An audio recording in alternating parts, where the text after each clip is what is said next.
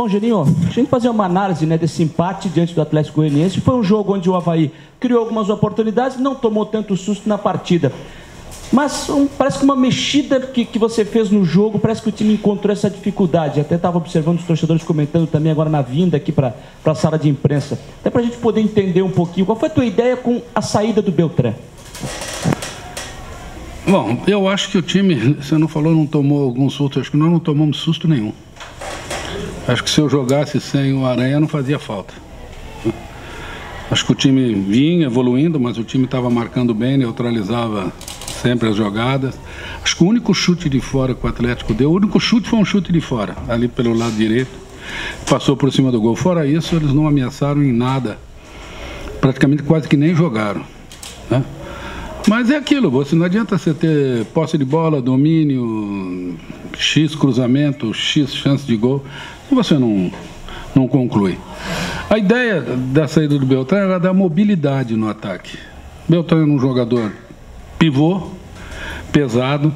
No segundo tempo, o Tencate tinha fechado um pouco meus lados, porque o primeiro tempo nós tínhamos jogado bastante, principalmente do lado do Guga, e ele encaixou o lado. Tá? Então eu precisava que alguém fizesse essa queda nas costas dos meus laterais, dos laterais deles, para que a gente tivesse um espaço aberto pelo meio, para que o do lado de lá fizesse uma diagonal ou alguém penetrasse pelo meio. A ideia era dar mais mobilidade. Agora, você não espera nunca que com 10 minutos que entra o jogador de mobilidade ele possa sentir a perna. Eu não tive nem tempo de ver se a mudança com o Maurinho e o Getúlio, a ideia era do Getúlio fazer o pêndulo, né? Para que o Maurinho, que tem a característica de entrar para dentro, o Rômulo com característica de entrar para dentro, nós pudéssemos mexer um pouco com a defesa do Atlético. O Beltrán não vinha mal, ele estava ganhando principalmente bem as primeiras bolas, estava tentando fazer um pivô, mas não estava sendo agudo. Ele estava encaixotado entre os dois zagueiros e nós não estávamos achando espaço. A ideia era da mobilidade, mas que acabou sendo descartada porque com a contusão do Maurinho, aquilo que eu imaginava a princípio foi por água abaixo. Geninho, em praticamente todas as oportunidades que o Avaí teve mais volume de jogo, teve mais posse, teve mais finalização, mais cruzamentos, foi em casa, né? Fora de casa teve aquela partida com o Oeste, mas na ressacada o Avaí tem criado muito, mas talvez tenha pecado um pouco na hora daquele último toque. Você acredita que essa falta de um rendimento um pouco melhor na ressacada seja atrapalhando um pouquinho, incomodando, ou até mesmo impaciente alguns jogadores na busca desse resultado? Eu acho que sim. Nós comentamos isso, acho que durante a semana, o porquê dos resultados, fora ou dentro. Eu acho que o time não tem jogado mal aqui. Acho que a gente comete erros, tá? Como a gente comete os erros fora. Nós cometemos erros fora também, como nós cometemos aqui. Só que lá o time joga mais tranquilo. Aqui o time joga com a torcida, que teoricamente é a nossa, que tem que jogar do nosso lado. Eu acho que uma boa parte dela joga. Mas uma boa parte dela também fica impaciente, ela quer ver o time ganhar. Você não pode nem criticar isso no torcedor. O torcedor quer ver o time dele ganhar.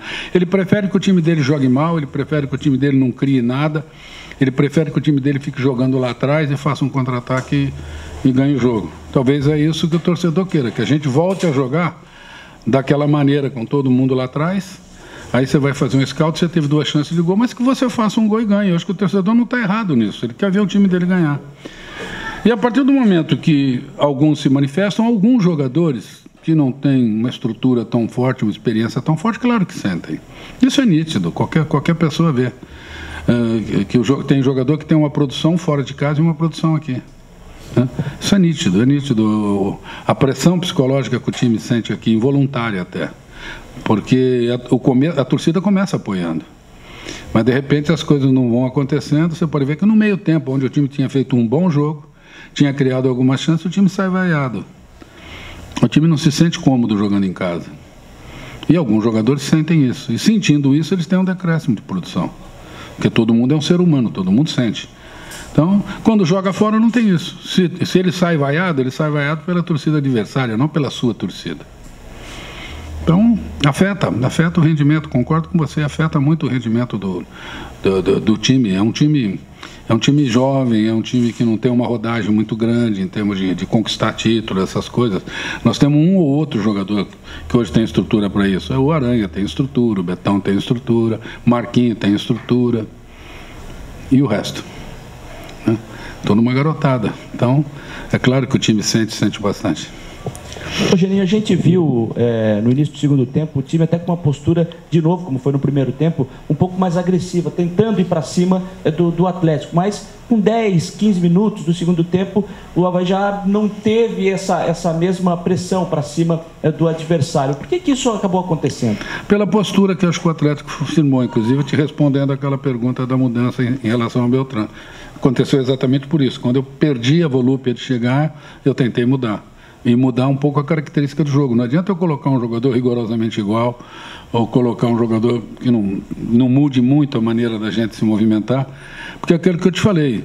Nós tentamos partir para cima, mas o Tencate tinha fechado as minhas portas do lado. Nós não tínhamos mais muito esse espaço. Você pode ver que depois que nós mudamos um pouco a postura da equipe, o Guga voltou a ter espaço. O Guga voltou a ter espaço para a direita, o Rômulo, quando foi para lá, teve espaço, o João teve algum espaço aqui. Por quê? Porque nós mudamos o encaixe que eles tinham feito. Mesmo quando saiu o Maurinho e o Marquinho, acabou jogando flutuando só, os dois zagueiros começaram a ficar perdidos, eles já não tinham mais a referência. Não tendo a referência, começou a aparecer espaço. Então, a dificuldade é que quando nós começamos, as nossas portas que nós tínhamos com mais facilidade, que era uma virada de jogo, uma ultrapassagem, uma jogada lateral, eles estavam fazendo melhor a dobra, os lados estavam fechados. E nós não tínhamos a penetração no meio, que é aquilo que eu falei. O Beltrán não é aquele jogador de dominar e partir para cima, um jogador rápido de fazer um facão. Ele é um jogador que procura dominar e fazer o pivô, às vezes dá uma casqueira, mas quando ele tentava dar casqueirinha, os outros dois atacantes estavam muito abertos. Então a ideia era tentar mexer com o time do Atlético com mobilidade, com uma bola mais rápida, ultrapassagem. A orientação foi que tanto o Maurinho como o Rômulo não ficassem fixos, eles não tivessem um de um lado, um do outro, que eles pudessem ir para dentro, pudessem até trocar de lado, com o Getúlio morar na ponta, o Getúlio morar na outra ponta, o Maurinho dentro, o Rômulo dentro, mas nós nem começamos a fazer isso, tanto que você pode ver que o Maurinho se machucou pelo lado esquerdo. Ele que entrou pela direita se machucou pelo lado esquerdo, porque a orientação era que ele se movimentasse, mas não posso nem te dizer se daria certo ou não daria certo, porque jogou muito pouco tempo. Ô Geninho, me parece que tem uma posição ainda em aberto no teu time, né? Porque fora de casa você até falou que tem alguns jogadores que crescem de rendimento. A gente viu na última partida, por exemplo, o Pedro Castro fazendo, de certa forma, um bom jogo, mas hoje aqui ele não rendendo da mesma forma, talvez por isso que você citou. Talvez uma posição no teu setor de meio de campo você ainda não encontrou quem é o dono daquela posição, ainda busca, quem sabe, essa posição. E eu te pergunto se você tem acompanhado o campeonato de aspirantes, se alguns jogadores que estão jogando por lá podem ser aproveitados, tirando esses que já treinam no dia a dia com o clube. E te pergunto do Lucas de Sá, né, porque é um jogador que marcou gol essa semana, o Chapecó, né, que era chamado, e que o torcedor tem lembrado muito nos últimos anos, mas tem recebido poucas oportunidades. Eu tenho acompanhado muito o Sub-23. Eu não estou vendo lá ninguém jogar mais do que a turma que está jogando em cima. Se tivesse, claro que estaria. Não, estou mentindo. Estou vendo um que tem se apresentado muito bem, que é o zagueiro, o alemão, Condé. Tem feito uma participação muito boa. Quem se apresentou muito bem foi o volante também, o Moreno Cabeludo. O Falcão foi bem. Falcão foi bem melhor que o Chapecó, né? Então, mas acho que ainda não estão jogando um futebol acima daquele pessoal que está comigo aqui, né? Gostei também do centroavante, que entrou o Caio. Esse, de repente, pode vir logo aqui para cima, porque nós não estamos fazendo gol e ele teve uma movimentação que me agradou muito, de repente vem aqui para cima rápido. Pode ser até que comece... ele e o Condé sejam incorporados ao grupo de cima já para trabalhar de uma maneira mais junta. Mas você falou uma realidade, a gente é perfeito no meio. E esse encaixe fica mais escancarado, que ele não funciona muito, quando eu não tenho o Renato. Você pode ver que quando tem o Renato, o meio joga. Você tem mais facilidade para jogar. O Renato vem para dentro. Ele trabalha como um meia, né?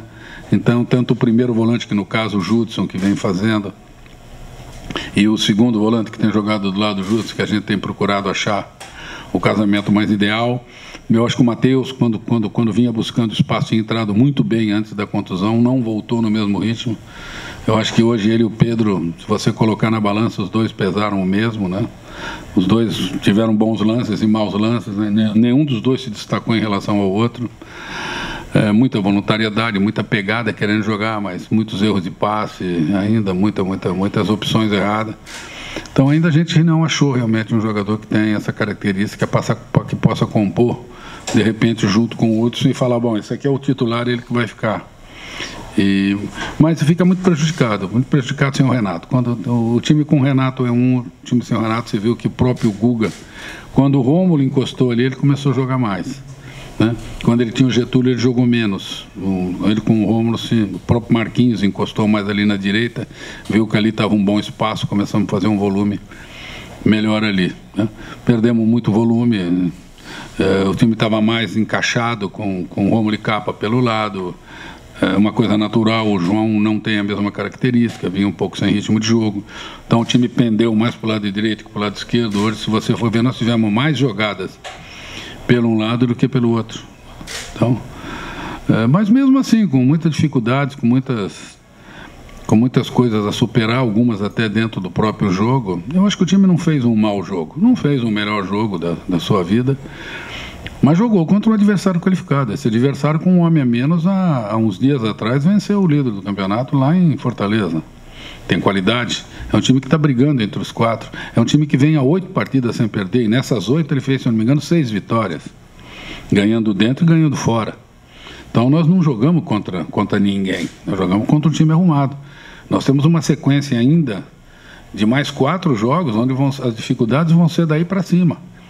Nós vamos agora com Fortaleza, depois você recebe CSA, depois você sai com Ponte e Vila Nova, está todo mundo no bloco da frente.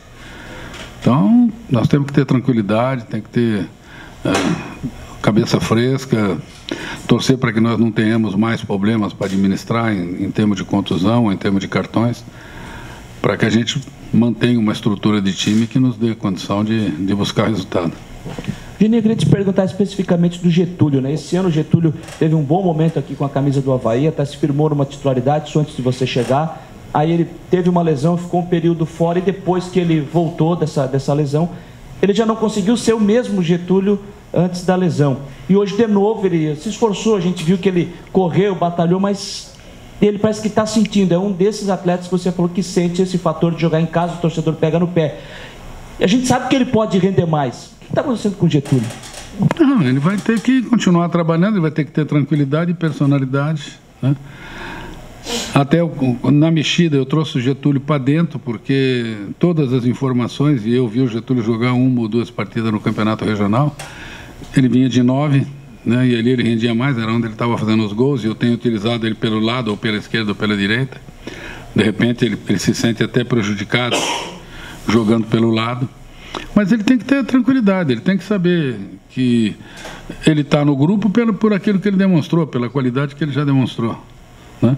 E que ele pode retomar. O caso do Getúlio é bem parecido com o caso do Matheus. Vinham muito bem antes da lesão. Depois da lesão ainda não retomaram. Mas ninguém perde a qualidade na lesão. Você pode perder teu condicionamento físico, alguma coisa assim, mas a qualidade técnica, aquilo que você sabe fazer, a lesão não tira de você. Então você tem que ter consciência que a qualidade está ali, é só ela aflorar de novo. É só você ter tranquilidade para fazer com que ela aflore e que você volte a ter o rendimento que você já teve. Então tem que ter tranquilidade. Nós, comandantes, tranquilidade com eles, mas dependemos muito deles também, da personalidade que eles possam ter para não se abater com crítica. Nós vivemos em cima de crítica, nós escolhemos essa profissão. Eu falo para eles, o erro e a crítica faz parte da nossa profissão. A crítica, às vezes, ela é boa, aquela crítica do elogio, todo mundo gosta, mas tem a crítica da contestação, da contrariedade, e você tem que respeitar a pessoa que faz essa crítica, porque ela pode ter visto o jogo de uma maneira diferente, ela não viveu o jogo da maneira como você viveu. Então você tem que ter todo o respeito para quem critica e saber conviver com ela. Analisar, ver se é uma crítica... Porque às vezes a crítica até te ajuda. Quando ela é feita de uma maneira positiva, apontando um provável erro e você analisando, ver que realmente foi uma crítica pertinente, ela até te ajuda. Então você tem que saber conviver com ela. Eu como treinador e os jogadores como jogadores, né? Não pode ter aquela crítica destrutiva que tem que mandar tudo embora, é tudo perna de pau, ninguém serve, o treinador é burro, vamos desmanchar tudo isso aí. Aí não leva para lado nenhum, mas você tem que ter tranquilidade para conviver com as análises, né? Ou da crônica, ou da diretoria, ou do próprio torcedor. Na rua, muita gente me contesta em algumas coisas que eu fiz ou deixei de fazer, que A tem que jogar no lugar de B, B tem que jogar no lugar de C. Eu ouço todo mundo, de repente alguém vai me mostrar um caminho que eu ainda não vi, claro que vai. Então você tem que ouvir todo mundo, tem que ter tranquilidade para analisar, separar o joio do trigo e ter tranquilidade na tua caminhada. Quem não tiver estrutura, quem não tiver caminhada, tranquilidade para conviver com isso, fica no meio do caminho. Geninho, quando você chegou, você disse que não queria modificar totalmente a equipe do Avaí, queria até manter um pouco da marcação e da parte defensiva que o Avaí vinha fazendo.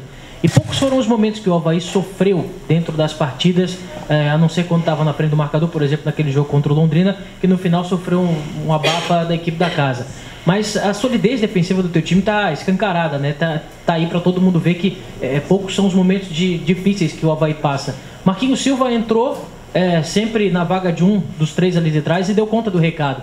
E agora você tem uma dor de cabeça boa ali, né? De 4 jogadores, você tem 3 para utilizar. Como que você avalia a atuação do Marquinhos nessas 3 últimas partidas e se ele já pode entrar como titular no próximo jogo, não como substituto e sim pelo mérito nos últimos jogos? Não, eu acho que o Marquinhos foi muito bem. Ele está aproveitando muito bem as chances que está tendo e hoje ele se candidata a uma das vagas de titular. Eu acho que hoje eu tenho, como você falou, hoje eu tenho 4 jogadores para escolher 3. Isso é bom, bom treinador. Dura se eu tivesse só 2 para escolher 3. Eu tenho 4. Então vamos trabalhar essa semana, vamos ver o que a gente faz, né? Eu tenho certeza que os 3 que eu escolher vão dar conta do recado. Eu tenho gostado muito do posicionamento da equipe. Hoje nós temos uma das boas defesas do campeonato, uma das melhores.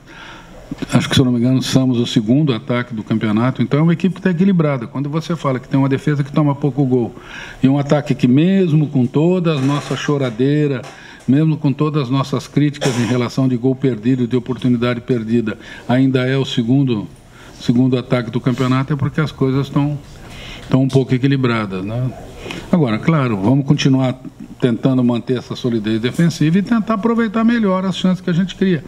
Porque está se tornando uma rotina. Toda vez que a gente senta aqui, a gente pergunta, criou não sei quantas chances e não fez o gol. Poxa, perdeu chance. Nós temos que transformar isso em gol, nós temos que parar com essa retórica, né? E de repente começar a pôr essa bola para dentro. Quem sabe elas estão economizando para na hora da decisão, na reta final, elas começarem a entrar. Se for assim, compensa o sofrimento de agora, né? Fechou, obrigado, professor.